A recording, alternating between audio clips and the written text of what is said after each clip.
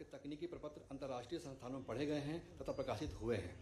अतः मध्य प्रदेश शासन डॉक्टर अनुराग शर्मा को विदेश में हिंदी भाषा के विकास, विस्तार और संवाद के लिए किए गए सार्थक एवं निरंतर प्रयत्नों हेतु अप्रवासी भारतीयों के लिए स्थापित राष्ट्रीय निर्मल वर्मा सम्मान वर्ष 2023 से सादर विभूषित करता है।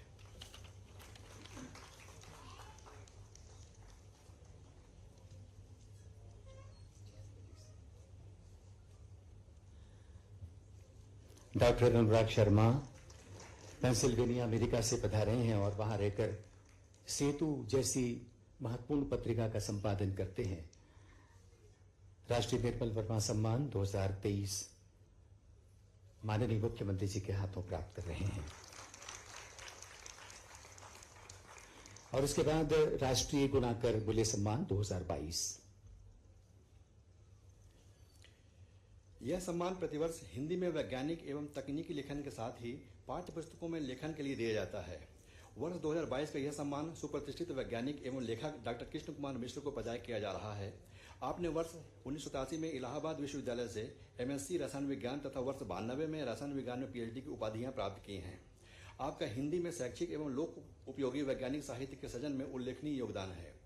देश में वैज्ञानिक साक्षरता को बढ़ावा देना तथा विज्ञान लोक व्यापीकरण के लिए विगत 3 दशकों से निरंतर मौलिक लेखन के साथ साथ अनुवाद कार्य भी आपके महत्वपूर्ण कार्य हैं। आपकी अब तक विज्ञान संबंधी कुल 25 पुस्तकें तथा 300 से ज्यादा लेख प्रकाशित हो चुके हैं। अतएव मध्य प्रदेश शासन डॉक्टर कृष्ण कुमार मिश्र को वैज्ञानिक तथा प्राविधिक लेखन में हिंदी की उपयोगिता और उसकी व्यवहारिकी को प्रतिष्ठित करने के लिए स्थापित राष्ट्रीय गुणाकर मूल्य सम्मान वर्ष 2022 से सादर विभूषित करता है।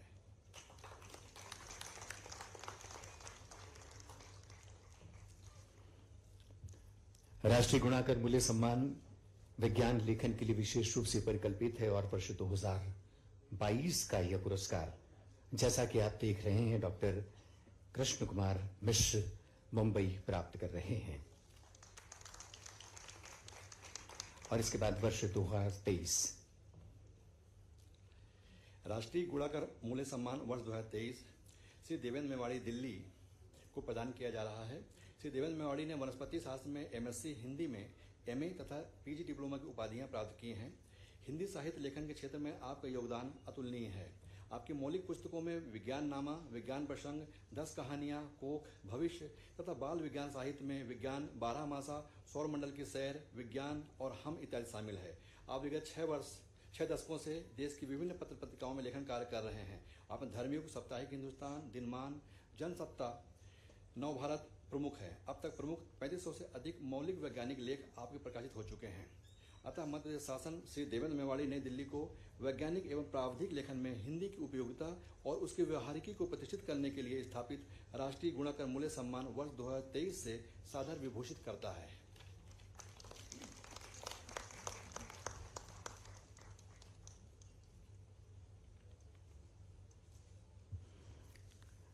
डॉक्टर देवेंद्र मेवाड़ी नई दिल्ली इस वक्त राष्ट्रीय गुणाकर मूल्य सम्मान वर्ष 2023 का प्राप्त कर रहे हैं।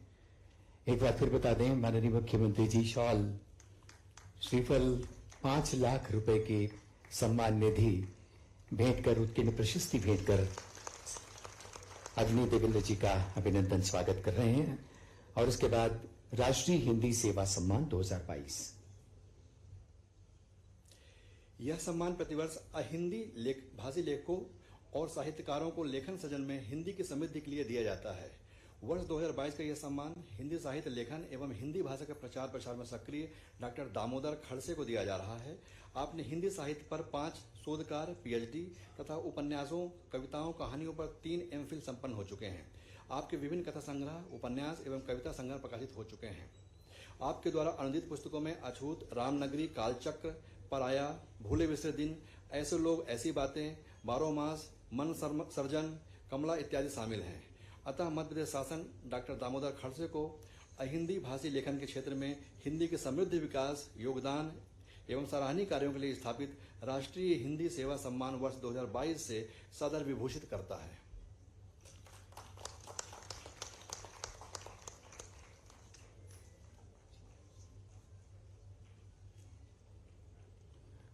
डॉक्टर दामोदर खड़से, पुणे, मराठी भाषी, हिंदी भाषी होकर भी हिंदी को लेकर लगातार सक्रिय और अपने बहुआयामी लेखन से हिंदी को समृद्ध करने वाले राष्ट्रीय हिंदी सेवा सम्मान से सादर विभूषित हो रहे हैं।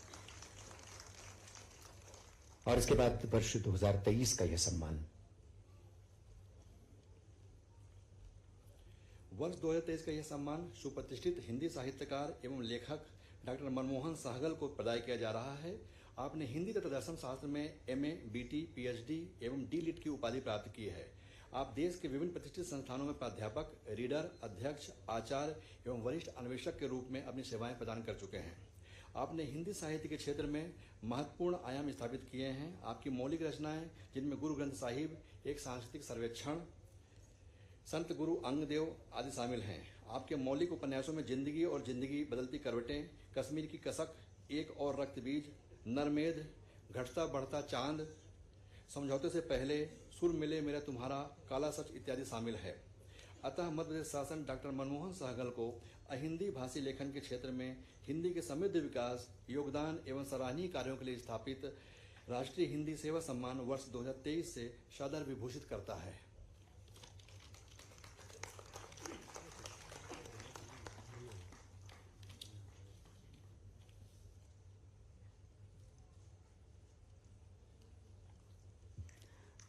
निश्चित रूप से ये बहुत ही गौरव के क्षण है जब उम्रदराज डॉक्टर मनमोहन सहगल पटियाला से चलकर हमारे हृदय प्रदेश की राजधानी में आयोजित इस अलंकरण समारोह की शोभा बन रहे हैं। उन्होंने ये सम्मान ग्रहण किया, हम उनके कृतज्ञ हैं। राष्ट्रीय हिंदी सेवा सम्मान वर्ष 2023 का माननीय मुख्यमंत्री जी के हाथों प्राप्त कर रहे हैं डॉक्टर मनमोहन सहगल। और अब इसके बाद राष्ट्रीय फादर कामिल बुल के सम्मान। यह सम्मान प्रतिवर्ष विदेशी मूल के व्यक्ति जिन्होंने हिंदी भाषा एवं उसकी बोलियों के विकास में उत्कृष्ट योगदान दिया है के लिए दिया जाता है। वर्ष 2022 का यह सम्मान सुप्रतिष्ठित लेखिका सुश्री अतिला कोतलावल को प्रदान किया जा रहा है। सुश्री अतिला जी श्रीलंका में रहते हुए वहां के छात्रों को हिंदी भाषा सिखाने के साथ ही उन्हें भारतीय संस्कृति निकट लाने का कार्य कर रही हैं। आपने वर्ष 2012 में श्रीलंका में सर्वप्रथम सार्वजनिक पुस्तकालय की स्थापना की है, जो आपकी सबसे बड़ी उपलब्धि रही है, जिसका लाभ श्रीलंका के प्रत्येक क्षेत्र में हिंदी पढ़ने वाले विद्यार्थी उठा रहे हैं। आप विशेष रूप से बोलचाल की हिंदी भाषा पर बल देते हुए हिंदी फिल्मों, संवादों के माध्यम से कई वर्षों से भारतीय विशेषज्ञों के सहयोग से पाठ्यक्रम चला रही हैं। हिंदी शिक्षण के साथ ही अनुवाद कार्य में भी आपकी सक्रिय भागीदारी है। अतः मध्य प्रदेश शासन सुश्री अतिला कोतलावल श्रीलंका को विदेशी मूल में के व्यक्ति द्वारा हिंदी भाषा की समृद्धि तथा उसके विकास में किए गए अमूल्य योगदान के लिए स्थापित राष्ट्रीय फादर कामिल बुल के सम्मान वर्ष 2022 से सादर विभूषित करता है।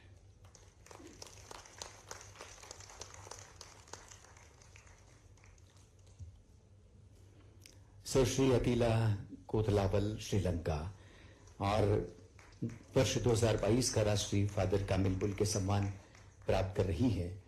श्रीलंका और भारत के सांस्कृतिक संबंध हम सबसे अछूते नहीं है। भाषा की संधि पर भी अतिला जब इस संस्कृति और इस अनुराग परस्परता को रेखांकित करती हैं तो हिंदी और समृद्ध होती दिखाई देती है। राष्ट्रीय फादर कामिल बुल के सम्मान वर्ष 2023 का यह सम्मान हिंदी, संस्कृत और चेक भाषा की अध्येता और लेखिका सुश्री दामगार मार्कोवा को प्रदान किया जा रहा है। सुश्री मार्कोवा की प्रतिष्ठित हिंदी के साथ साथ संस्कृत भाषा में भी है। आप निरंतर चेक गणराज्य में रहते हुए हिंदी के विकास एवं उसकी समृद्धि में अपना निरंतर योगदान दे रही हैं। सुश्री दामगार अपनी अस्वस्थता के चलते आज इस कार्यक्रम में सम्मिलित नहीं हो पाई हैं, किंतु उन्होंने यह सम्मान प्राप्ति के लिए पत्रिका के संपादक सुश्री सुषमा शर्मा को अधिकृत किया है, जो आज हमारे बीच मौजूद हैं। हम उन्हें सादर आमंत्रित करते हैं कि वे वर्ष 2023 के राष्ट्रीय फादर कामिल बुल के सम्मान से सम्मानित सुश्री दामगार मार्कोवा का यह सम्मान ग्रहण करें।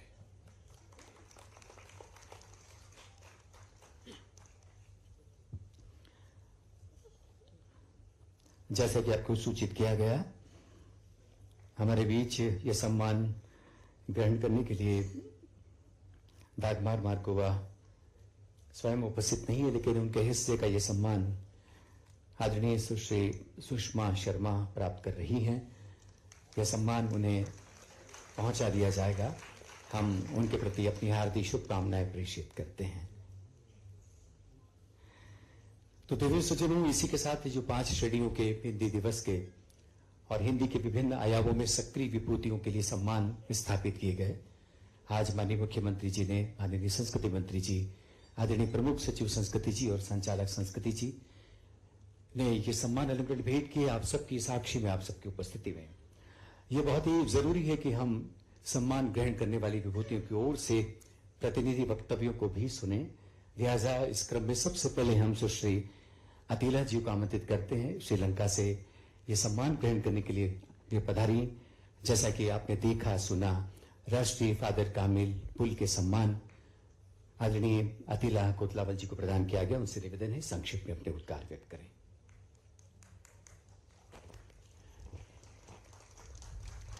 गणमान्य मंच को प्रणाम। माननीय मुख्यमंत्री डॉक्टर मोहन यादव जी और सम्माननीय संस्कृति मंत्री और मंचासीन सभी विद्वान गणों को और सम्मान से आज सम्मानित सभी विद्वानों से और यहाँ पे पधारे आप सभी से सभी को मैं अभिनंदन करती हूँ। मैं श्रीलंका से हूँ और मेरी मातृभाषा सिंहली है और मैंने विदेशी भाषा के रूप में हिंदी सीखी। और क्योंकि आप सभी के सामने थोड़ा सा मैं अभिभूत हो रही हूँ, क्योंकि मैं भारत की भाषा में आपके सामने बात कर रही हूँ। शायद कोई कमी हो तो माफी चाहूंगी। और मैं मध्य प्रदेश सरकार को और संस्कृत विभाग को अपना आभार प्रकट करना चाहूंगी, क्योंकि जिन्होंने मुझे इस सम्मान के योग्य समझा और मेरा नाम चयनित किया इस सम्मान के लिए, जिसके लिए मैं आप सभी का आभारी हूँ। और मैं गत 24 सालों से श्रीलंका में हिंदी का प्रचार प्रसार कर रही हूँ, क्योंकि मुझे मालूम है मैंने कितनी मुश्किल से, क्योंकि जहाँ हिंदी का कोई बोलबाला नहीं है वहाँ पे सिंहली और तमिल का ही बोलबाला है।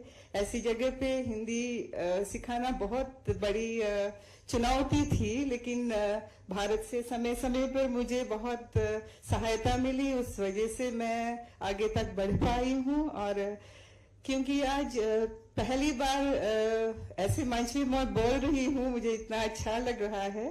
और साथ में मैं ये भी बोलना चाहूंगी, मैं मध्य प्रदेश पहुंची, भोपाल पहुंची।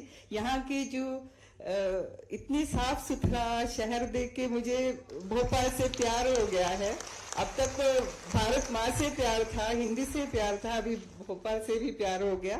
क्योंकि हिंदी से मेरी पहचान है, हिंदी ही मेरी आन बान शान सब कुछ है। क्योंकि हिंदी ने मुझे विश्व तक पहुंचाया, मुझे वैश्विक बना दिया है। तो हिंदी के कारण मुझे जितना जो कुछ मिला मैं बता नहीं सकती, क्योंकि इतने सारे लोगों से मैं हिंदी में बात कर पा रही हूँ। और ये अंग्रेजी की वजह से नहीं और कोई दूसरी भाषा की वजह से नहीं, हिंदी की वजह से है।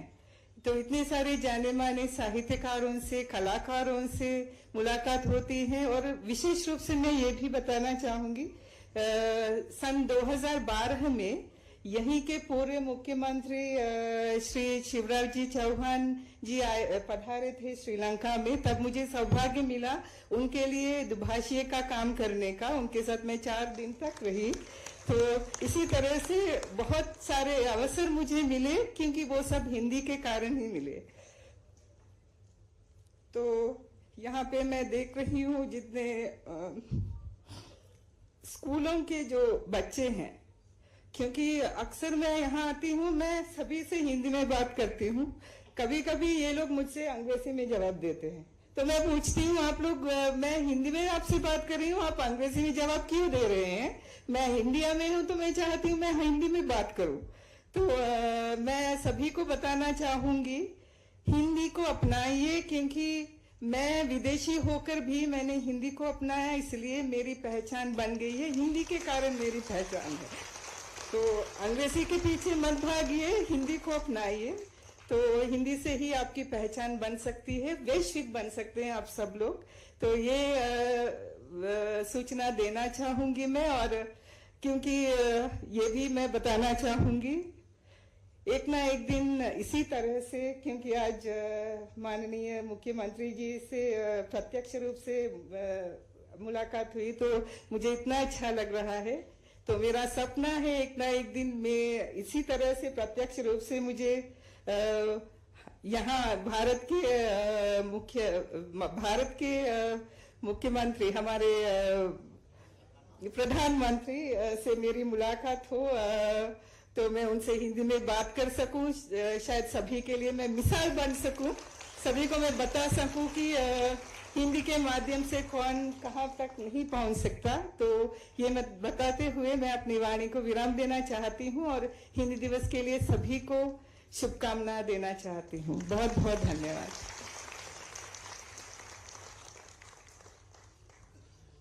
धन्यवाद अतीला जी, आपकी ये ख्वाहिश निश्चित रूप से पूरी होगी। ये सम्मान ग्रहण करने के बाद तो रास्ते और भी खुल जाते हैं। बहरहाल हमारे बीच डॉक्टर हंसादीप, जिन्हें राष्ट्रीय निर्मल वर्मा सम्मान से सम्मानित किया गया, उनके परिचय में माननीय संचालक महोदय ने आपको बताया कि वे हमारे मध्य प्रदेश के झाबुआ अंचल की निवासी रही हैं और इन दिनों वहां रहकर सुदूर देश में कनाडा में रहकर अपनी सेवाएं दे रही हैं।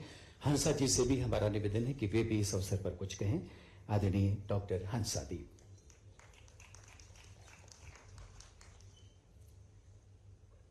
माननीय मुख्यमंत्री डॉक्टर यादव सर, संस्कृति मंत्री लोधी सर, मंच पर उपस्थित सभी विद्वजन और आप सभी का मैं हार्दिक अभिनंदन करती हूँ।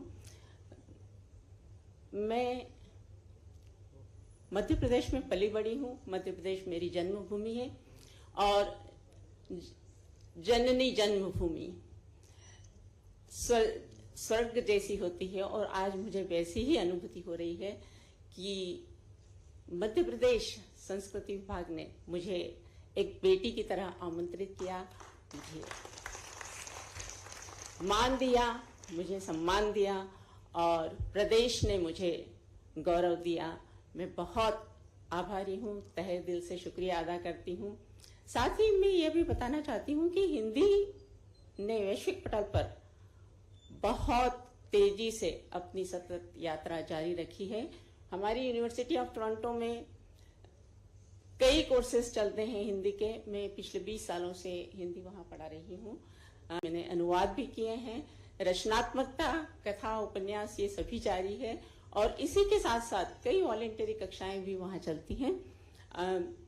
मध्य प्रदेश संस्कृति विभाग बरसों से इस तरह के आयोजन कर रहे हैं और इन आयोजनों से हम हिंदी में काम करने वालों को बहुत प्रोत्साहन मिलता है और आगे बहुत कुछ करने की प्रेरणा मिलती है।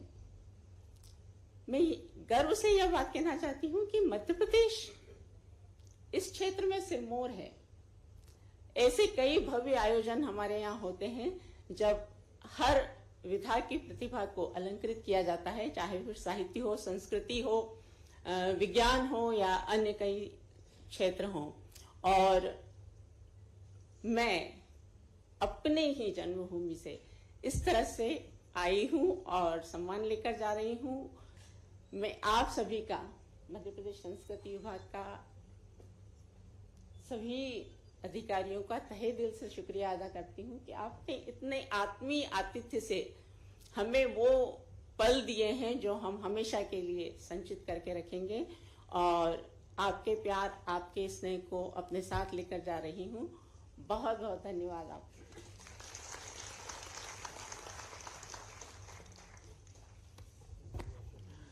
धन्यवाद हंसा जी।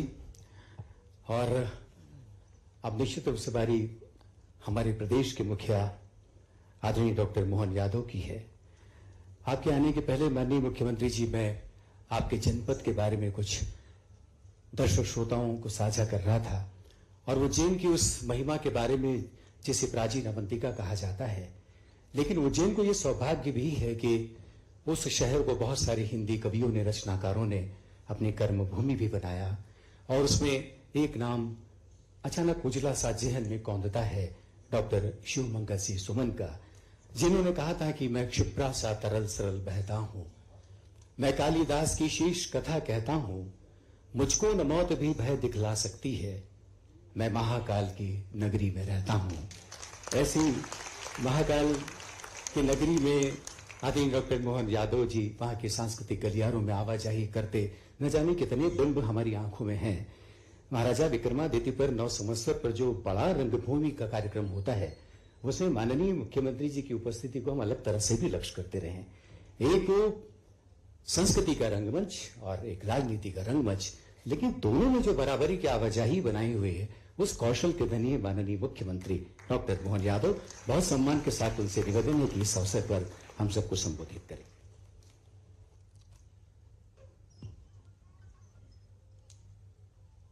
संस्कृति मंत्रालय द्वारा आयोजित आज के इस राष्ट्रभाषा हिंदी सम्मान अलंकरण समारोह में मंच पर विराजमान माननीय संस्कृति मंत्री श्रीमान धर्मेंद्र लोधी जी, प्रमुख सचिव संस्कृति श्रीमान शिवशेखर शुक्ला जी, भाषा सम्मान से अलंकृत विभिन्न विभूतियां श्रीमान अमिताभ नाग जी, सीईओ डिजिटल इंडिया भाषिनी, श्रीमान अमकेश्वर मिश्रा जी भोपाल, श्री डॉक्टर कृष्ण मिश्र मुंबई, श्री देवेंद्र मेवाड़ी दिल्ली, डॉक्टर हंसा जी जिनने अभी अभी अपने अनुभव साझा किए। आप झाबुआ से हमारी राजदूत के नाते से टोरंटो में है, मैं आपका भी स्वागत करता हूँ, अभिनंदन करता हूँ। डॉक्टर अनुराग जी यूएसए से आप हमारे बीच में पधारे, आपका भी अभिनंदन। श्री दामोदर खड़से जी पुणे, श्री मनमोहन सहगल जी पटियाला, और अतिला जी वास्तव में आपने गजब किया, एक बार अभिनंदन अतिला कोतवाला जी।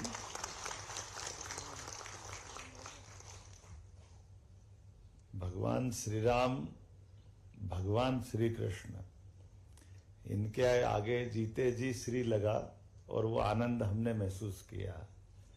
हम भी भारतवर्षी हैं, इस भारत देश पे गौरव करते हैं, गर्व करते हैं। लेकिन मेरे मन में प्रश्न आता था कि ये दुनिया के 200 से ज्यादा देश, एकमात्र देश है लंका जो श्री लगाता है। आपने सार्थक किया, मैं आपका अभिनंदन करता हूं, वंदन करता हूं। श्री की समृद्धि से आज परिचय हो रहा है, ये हमारा सौभाग्य है। भगवान राम ने 17 लाख साल पहले का वो पराक्रम पुरुषार्थ और उस दौर के उस व्यवस्था के आधार पर भगवान राम का जीवन एक अलग प्रकार से जाना जाता, माना जाता है। और अतीत के इस कालक्रम में कई पीढ़ियां, कई हजारों लाखों साल के सफर के बाद भी ये कितना सुखद संयोग है। पूरे भारत की माथे की बिंदी हमारी हिंदी, उसका आनंद महसूस कर रहे हैं हम लंका से, श्रीलंका से। ऐसा लगता है कि भगवान राम का पराक्रम पुरुषार्थ जीवंत हुआ और थोड़ा समय घट गया था, तो हिंदी की यात्रा को आगे बढ़ाने के लिए हमारे वाल्मीकि जी ने अपने जीवन का बहुत महत्वपूर्ण समय दिया, जिसके माध्यम से आज हिंदी दुनिया की सबसे ज्यादा बोली जाने वाली भाषा में से एक भाषा का गौरव पाती है। यह हमारा सौभाग्य है। मैं आपका वंदन करता हूं, अभिनंदन करता हूं। और फूक से थूक तक संस्कृति मंत्री जी आपने भी पताका अच्छी फहराई है, आपको भी संस्कृति मंत्री सुसंस्कृत हो जाए और संस्कृति की धारा को संस्कार के रूप में हमको एहसास करा दे, इससे अच्छा भाग्य क्या हो सकता है। ये सौभाग्य हमारा है। ऐसी कई सारी गलतियां हम करते हैं, लेकिन मैं हिंदी के इस भाषा सम्मान समारोह में उन सारे महापुरुषों को भी याद करता हूँ। माधव सप्रे जी से लगा करके रामधारी सिंह दिनकर, हजारी प्रसाद द्विवेदी, मुंशी प्रेमचंद, कौन कौन से नाम की बात करें। और इनके साथ साथ उन सारे महापुरुषों को भी याद करता हूँ जो खुद गैर हिंदी थे, जिनने आजादी में अपना बड़ा योगदान दिया। महात्मा गांधी हिंदी के सबसे प्रबल पक्षधर, डॉक्टर श्यामा प्रसाद मुखर्जी, हमारे नेताजी सुभाष चंद्र बोस। ये जब अच्छा समय आता, अनुकूल समय आता है, तो प्रतिकूलताओं में से ऐसी कई सारी अलग अलग प्रकार की धाराएं निकलती है, अलग अलग प्रकार की आशा और उम्मीद की किरणें निकलती है, जो इस अंधकारमय आकाश को जगमग कर देता है। ये हमारा सौभाग्य है। उस दौर में जब चारों तरफ अंग्रेज थे और अंग्रेजों से उस पूरे वातावरण को अंग्रेजियत ने जकड़ रखा था, ऐसे में ये अलग अलग प्रकार के सूर्य की प्रकाश की रश्मियां निकल करके हमको अपनी भाषा के लालित्य से, आत्मीयता से, आनंद से जोड़ रही थी। कितना कठिन दौर था जब अंग्रेजों के सामने उनकी अंग्रेजियत और अंग्रेज दोनों को नकारने के लिए कितनी हिम्मत चाहिए थी। बड़ा दुर्भाग्य के साथ कहना पड़ रहा है, अंग्रेज चले गए लेकिन अंग्रेजी रह गई। ये बड़ा कठिन काल है, बड़ी कठिन दौर की बात है। आज के इस दौर में हमको केवल उनको स्मरण करें जिनने हमको आजादी की उस अलख को, उस आजादी के संघर्ष का सुख देने का प्रयास किया। तो आज के इस बदलते दौर में जब हम अंग्रेज तो चले गए लेकिन अंग्रेजियत हमको क्या क्या नुकसान कर रही है, उसका एहसास कराने के लिए, हमारा पुनरावलोकन के लिए भी एक मार्ग देती है जब हम पुराने अपने उस भाव को देखें। इसलिए हमको याद आता है, जो भरा नहीं है भावों से जिसमें बहती रसधार नहीं। वो कितना सुंदर एक एक पंक्तियों के माध्यम से हमारे अंदर जो अपने राष्ट्रभाषा का गौरव जगाने वाले हमारे सभी कवियों ने, भारतेंदु हरिश्चंद्र से लेकर के सारे लोगों ने हिंदी की इस धारा के लिए। लेकिन मुझे और इस बात का आनंद आता है, आजादी के बाद भारत रत्न स्वर्गीय अटल बिहारी वाजपेयी जी का अभिनंदन करूंगा, जिनने संयुक्त राष्ट्र संघ के उस मंच पर हिंदी को गौरवान्वित करने का प्रयास किया। हमारे अपने राजनेता भी उस लाइन में उस भाव को पहली बार प्रकट करने का साहस उन्हें दुनिया के सामने दिखाया। और मुझे अब और आनंद तब आता है जब यशस्वी प्रधानमंत्री, यद्यपि उनको अंग्रेजी आती है, लेकिन जब भी कोई मौका आता है और मौका किसी देश का विदेशी बैठा हो सामने या विदेश के किसी महत्वपूर्ण मंच पे हो, जहां भी होते हैं वहां हिंदी का गौरव बढ़ाते हैं। यह हमारा सौभाग्य यशस्वी प्रधानमंत्री नरेंद्र मोदी जी के माध्यम से। इतना आनंद आता है जब मोदी जी बोलते हैं सबके बीच में से, और हम सब इसका एहसास कराते हैं। और इसमें वाकई हम सबका, इस पूरे देशवासियों का ये गौरव और गर्व की बात भी है। और अभी काल के प्रवाह में और उनके जो निर्णय हैं, उन निर्णयों से हम और गौरवान्वित होना चाहेंगे। हमारे यहाँ भाषा का, बोली का, ये हमारे लिए काल के प्रवाह में अतीत की बातें हो गई। जब लड़ाने की बातें थी, हमारे एक राज्य से दूसरे राज्य को भाषा, बोली, लिपि के आधार पर लड़ाते थे। लेकिन माननीय मोदी जी ने 2020 में जैसे राष्ट्रीय शिक्षा नीति लागू की और कहा कि हर भाषाओं का गुलदस्ता है भारत, लेकिन इन भाषाओं की अगर आधार कड़ी कोई है, सेतु कोई है, तो वो हिंदी है। लेकिन उसका राजनीतिक दृष्टि से लोग उपयोग करके लड़ाने का काम करते थे। ऐसे में हमारी सिंहल प्रदेश की बहन ने आकर के हमारे अपने पुराने उस चेन्नई और जिसको नाम क्या क्या देते हैं, और सबको संदेश दिया है। और आज माननीय मोदी जी के माध्यम से हमारी सभी प्रकार की तकनीकी शिक्षा है। कैसे आश्चर्य लगता, क्या क्या तर्क देते थे लोग, पता नहीं परमात्मा उस मार्ग में बाधा बनते थे। क्या कहते थे, बिना अंग्रेजी डॉक्टर कैसे बन सकता है, इंजीनियर कैसे बन सकता है। अरे वो ये बात छिपा जाते कि जापान वाले के यहाँ कोई डॉक्टर नहीं है क्या, चाइना में कोई इंजीनियर नहीं है क्या, फ्रांस में कोई इंजीनियर डॉक्टर नहीं है क्या। तकनीकी रूप से छोड़ो, वैज्ञानिक भी उनके बड़े बड़े नाम लेते थे, और वो आज भी है। जर्मनी के सब भाषाओं के लोग आगे बढ़े। अगर नहीं बढ़ पाए तो केवल अपनी योग्यता से कोई नहीं बढ़ता। भाषा का तो अपना व्यक्ति के जन्म के साथ उसका लालित्य, उसके बलबूते पर उसकी अपनी दिमाग की कोशिकाएं अपनी यात्रा तय करती। ऐसे में स्वभाषा का जो स्वाभिमान होना चाहिए, उसका एहसास होते हुए आज के इस दौर में सभी भाषाओं के बीच से हिंदी ने एक बड़ी अपनी कठिन लेकिन सुगमता के साथ ये जो यात्रा निकाली। मूलतः तो हिंदी शब्द भी हमारा नहीं, हिंदी तो फारसी शब्द सिंधु से बना हुआ हिंदू, और हिंदू से हिंदी। अभी ये कठिनाई हो जाती है कि जब अपन ये हिंदू बोलते हैं तो हिंदू से लोग पता नहीं क्या क्या जोड़ते हैं, लेकिन हिंदू का मतलब ही है कि हमारी सिंधु नदी के इधर वाला पूरा भाग, यहाँ के निवासी, जैसे अमेरिका में रहने वाला अमेरिकन, रूस में रहने वाला रशियन, ऐसे अपना सिंधु नदी का इधर का भाग वाला हिंदुस्तान में रहने वाला है कि नहीं है। उसके भाव को सब पूजा पद्धति अलग अलग हो सकती, लेकिन उसी प्रकार से हिंदी के प्रति भी ये जो वर्तमान का दौर चल रहा है, एक तरह से हम निश्चित रूप से कह सकते हैं, मुझे इस बात का गर्व है कि मध्य प्रदेश सरकार से अब डॉक्टर, इंजीनियर, MBA सभी प्रकार के कोर्स में हिंदी में पढ़ के निकलेंगे और अपनी इस यात्रा के माध्यम से इस बात को रेखांकित करेंगे। कोई जरूरी नहीं कि अंग्रेजी आपके पास आती तो आप डॉक्टर बनते हो, इंजीनियर बनते हो, आप अपनी स्वभाषा से आगे बढ़ते हो। और मैं इस बात के लिए आज के संस्कृति मंत्रालय को बधाई देना चाहूंगा, जिन्होंने ये आज अलग अलग प्रकार से और एक परंपरा भी बनाई। पुराने अभी 22, 23, 24 और एक आध कोई उससे भी पुराना कोई पुरस्कार आपने दिया है, तो मैं बधाई देना चाहूंगा। हर वर्ष के पुरस्कार उस वर्ष दो, वो आनंद अलग रहता है। हम सब उम्मीद करेंगे संस्कृति मंत्रालय ने जो अच्छा काम किया है, मैं वो पहले बधाई दूंगा और आगे से हर वर्ष के जिस वर्ष के पुरस्कार उस वर्ष में मिला करें। एक बार फिर आप सबका अभिनंदन। लेकिन ये भी एक जाते जाते मैं इस बात को जोड़ रहा था कि हिंदी का उद्गम कहाँ से हुआ। हिंदी का उद्गम हुआ अवधि से, है ना। आजकल गूगल महाराज तो वही बताते हैं, लेकिन हिंदी के लिए अपने इस देश का, मध्य प्रदेश से कोई विशेष आशीर्वाद है भगवान का। देश के उत्तर प्रदेश जैसे राज्य से खड़ी भाषा के रूप में हिंदी ने अपनी यात्रा की, लेकिन पूरे मध्य प्रदेश ने कितनी सुंदरता से उसको अपनाई। जैसे भगवान राम ने वनवास काल में कदम तो बढ़ाए अयोध्या से बाहर, लेकिन अपनाने वाला प्रदेश तो मध्य प्रदेश है, जहाँ चित्रकूट ने उनने पूरा अपना जीवन का वो महत्वपूर्ण समय निकाला, 11 वर्ष से ज्यादा समय का।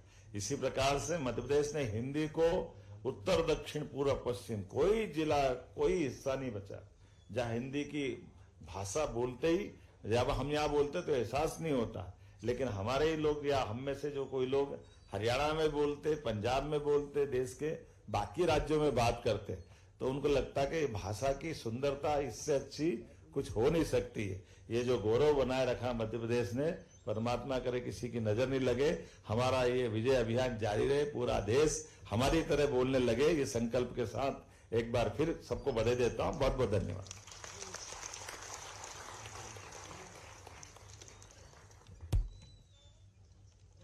हम तो दरिया हैं।